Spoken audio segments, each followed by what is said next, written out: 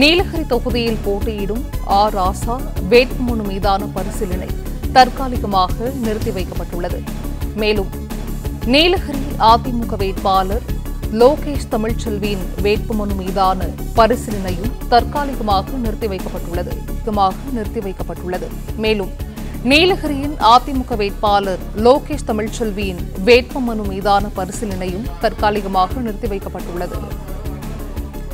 இதுகுறித்த முழு விவரங்களையும் செய்தியாளர் விஜயசுந்தரம் வழங்க கேட்கலாம். விஜயசுந்தரம், வணக்கம். இது குறித்த விவரங்கள். வணக்கம். நீலகிரி பாராளுமன்ற தொகுதியில் போட்டியிட 33 பேர் வேட்புமனு தாக்கல் செய்திருந்தாங்க.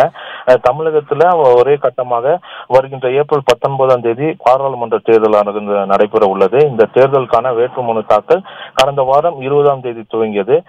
நேற்றோடு இந்த வேட்புமனு தாக்கலுடைய கடைசி நாளாக இருந்த நிலையில நீலகிரி மாவட்டத்துல திமுக சார்பில் ராசா, பாஜக சார்பில் எல் முருகன், அஇஅதிமுக சார்பில் லோகேஷ் தமிழ்ச்செல்வன் உட்பட 33 பேர் நீலகிரி தொகுதியில வேட்புமனு தாக்கல் செய்திருந்தாங்க.